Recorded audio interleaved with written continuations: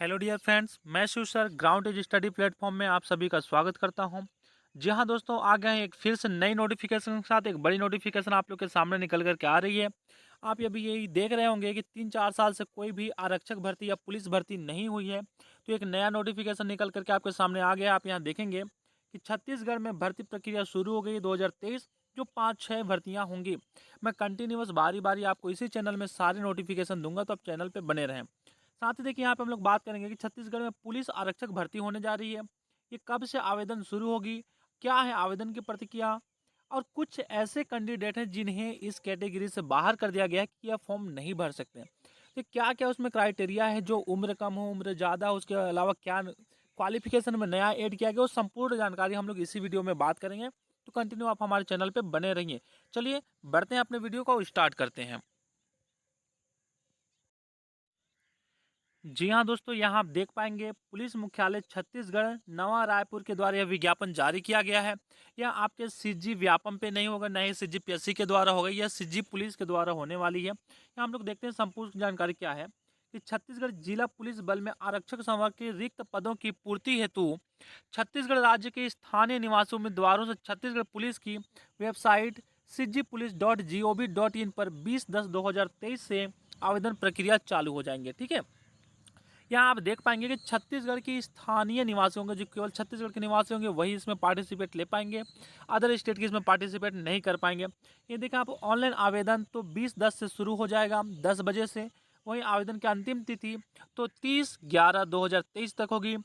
Fees की बात करें तो सामान्य और पिछड़ा वर्ग के लिए 200 होगी, और वहीं अनुसूचित जाति और अनुसूचित जनजाति के लिए 125 रुपये होगी। यहाँ अब हम लोग रिक्त पदों की जानकारी पे बात करें, साथ ही आप यदि पीडीएफ चाहते हैं तो हमारे टेलीग्राम चैनल से पीडीएफ को डाउनलोड कर पाएंगे। देखिए यहाँ पे रिक्त पदों की जानकारी दिया हुआ है कि चयन है तो रिक्त पदों की संख्या नीचे दर्शाए अनुसार पदों की संख्या परिवर्तनीय है। तो पदों की संख्या इसमें बढ़ भी सकती है, घट भी सकती है, स्थिति के अनुसार से होगी।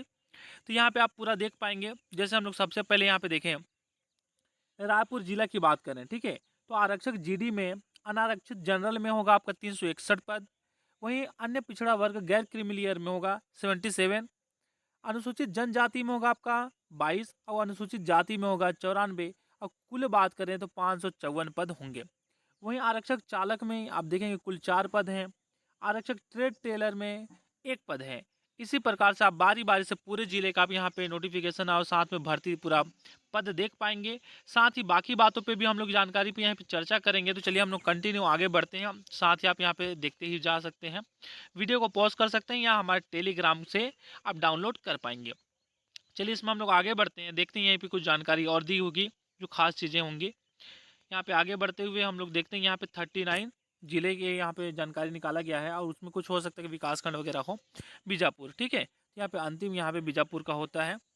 देखिए यहाँ पे कुछ बातें यहाँ पे लिखी हुई इंपॉर्टेंट पॉइंट है कि उपरोक्त विज्ञापित पदों के लिए किए जाने वाले चयन माननीय उच्च न्यायालय नई दिल्ली के SLPC क्रमांक इतना के अंतिम आदेश के अध्याधीन होगा। ये आरक्षण की बात करें तो शासन के निर्देशानुसार भूतपूर्व सैनिकों के लिए रिक्तियों का 10% समस्तरीय एवं श्रेणीवार आरक्षण का प्रावधान है। चलिए यहीं आगे हम लोग बात करें कि वेतनमान क्या होगा। तो वेतनमान लेवल स्टार्टिंग जो प्रारंभिक होगा आपका 4 होगा, 19,500 से शुरू होगा, आगे बढ़ करके आपकी जा सकती है। ये आयु सीमा की बात करें तो आप आयु सीमा देखेंगे कि 1 जनवरी 2023 को 18 से कम नहीं होना चाहिए। और जिनका भी अगर 18 से एक दिन भी कम हो रहा है, अगर एक दिन भी कम हो रहा है तो अंतिम वेरिफिकेशन में वो कट जाएंगे। ऐसे उम्मीदवार रिजेक्टेड होंगे, इन्हीं ही पार्टिसिपेट नहीं करना है। और यही मैं कुछ और भी बात बोलने वाला हूँ। यहाँ पे आप देखेंगे 28 वर्ष से अधिक भी नहीं होनी चाहिए। ये 2 चीज़ें, ठीक है। अब तो बात है यहाँ पे 18 वर्ष, अधिकतम 28। लेकिन जो ओबीसी में है, एसटी में है या एससी में है, इनको शासन के नियम के अनुसार 28 वर्ष से अधिक यहाँ पे कुछ छूट मिलेगी, लेकिन उम्र 18 से कम में कोई छूट नहीं मिलेगी। तो यहाँ पे छूट प्रक्रिया क्या है आप यहाँ पे देखेंगे कि 5 वर्ष तक की छूट प्रदान की जाएगी, ठीक है। अगर 28 है तो आप 33 वर्ष तक के अगर हैं तो आप यहाँ पे पार्टिसिपेट कर पाएंगे। चलिए यही हम लोग देखें, आगे बात करें। यहाँ पे कुछ महिला अभ्यर्थी हैं, इनको 10 वर्ष की छूट मिलेगी। अगर 28 हैं तो 38 तक अप्लाई कर पाएंगे, ठीक है। चलिए यहीं आगे हम लोग बात करें कुछ यहाँ पे और खास जानकारी देखते हैं, बाकी आप इसमें देख लेंगे। शैक्षणिक अर्हता की बात करें, देखिए तो 10+2 और 2 मतलब यहाँ पे की बात हो रही है कि आप 12वीं, ठीक है, या फिर 10वीं या हायर सेकेंडरी या इसके समक्ष और भी कोई भी आप क्वालिफिकेशन उत्तीर्ण किए हैं तो आप इसके लिए पात्र होंगे। ठीक है, यहीं पे देखिए कुछ लिखा हुआ है कि अनुसूचित जनजाति के अगर उम्मीदवार हैं तो 8वीं कक्षा भी अगर उत्तीर्ण है तो वो क्वालिफाइड माने जाएंगे, वो पात्र होंगे।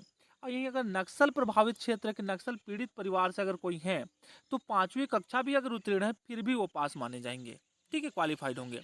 ये हम लोग आरक्षक की बात करें, चालक की बात करें तो भारी वाहन चालक का लाइसेंस होना जरूरी होगा, ठीक है। ये हम लोग आगे बात करें, आप देखेंगे शारीरिक अर्हता के बारे में जानकारी दी हुई है कि जो सामान्य जाति या अनुसूचित जाति तथा अन्य पिछड़ा वर्ग के जो होंगे उनकी ऊंचाई 168 होनी चाहिए सेंटीमीटर, सीना बिना फुलाए 81 होनी चाहिए और फुलाने के बाद 5 का डिफरेंस होना चाहिए, 86 होना चाहिए। वहीं महिला अभ्यर्थी के लिए यहाँ पे सीना वगैरह कुछ नहीं होता, केवल उनकी ऊंचाई की बात होती है, तो ये 158 सेंटीमीटर होनी चाहिए। ये अनुसूचित जनजाति की बात करें तो इनकी थोड़ी सी छूट हो जाती है, यहाँ पे देखें 10 सेंटीमीटर आपकी छूट हो जाएगी 158। वहीं सीने की बात करें तो 76 हो जाएगी, 5 छूट हो जाएगी, यहाँ पे फुलाने पे भी 5 छूट हो जाएगा। महिला अभ्यर्थी की बात करें तो यहाँ पे हाइट में कोई छूट नहीं है, सेम होगा 158 ही होगी। ये हम बात करें बस्तर एवं सरगुजा संभाग के अनुसूचित जनजाति, बस्तर और सरगुजा के जो अनुसूचित जो एसटी होंगे उनके लिए विशेष छूट है, क्योंकि पिछड़ा जगह थोड़ा सा होता है, ट्राइबल है, तो 158, 76, 81 और 153 है, ठीक है। चलिए इसी के साथ हम लोग आगे बात करें तो यहाँ पे सीना फुलाने के बारे में थोड़ा सा जानकारी दिया हुआ है। कुछ यहाँ पे और भी जानकारी दी हुई है कि अभ्यर्थी के शारीरिक रूप में दिव्यांग, चौकनी, प्लेट फुट नहीं होना चाहिए, ठीक है। अभी क्या है इसके बारे में हम लोग संपूर्ण बात करेंगे और इस पर जो भी पल पल अपडेट आएगा उन सारी चीज़ों की जानकारी मैं इसी चैनल में दूंगा, तो आप हमारे चैनल को जरूर सब्सक्राइब कीजिए और प्यारा से एक लाइक लगा दीजिए ताकि मुझे आपके प्यार से मुझे मोटिवेशन मिले, मैं और भी जानकारी आपके लिए ला सकूँ। देखिए पहली बात तो दिव्यांग नहीं होना चाहिए, नहीं वो आँख से हो, नहीं वो फिजिकली हाथ पाँव किसी तरीके से वह अनफिट नहीं होना चाहिए, अन्यथा वो फ्री क्या बोलना चाहिए पुलिस में किसी तरीके से भी एलिजिबल नहीं है, चाहे वो किसी भी कैटेगरी की हो, एसटी एससी ओबीसी कोई भी हो। दूसरी बात यहाँ पे नौकनी, घुटने नहीं सटने चाहिए, ठीक है।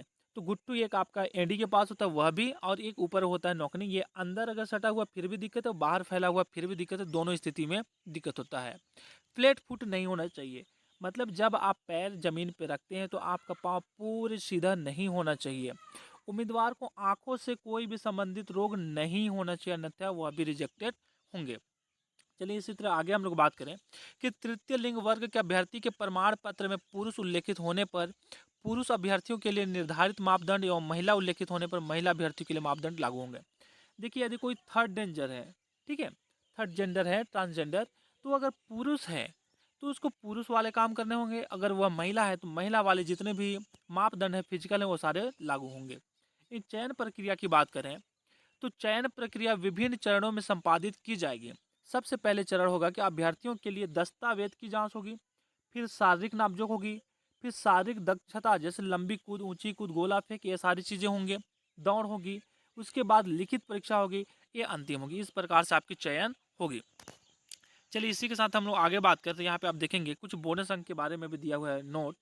बोनस अंक संबंधित प्रमाण पत्र ऑनलाइन जमा करने की अंतिम तिथि को अभ्यर्थी द्वारा आवश्यक रूप से धारित होना चाहिए। जैसे ही अगर कोई ऑनलाइन कोई जमा किया है तो जब ऑफलाइन सत्यापन होगा तो वहाँ पे भी वो धारित होनी चाहिए। ये रही आज की संपूर्ण जानकारी। मिलते हैं इसी तरह एक अगले वीडियो में, तब तक के लिए बाय बाय, जय हिंद, वंदे मातरम।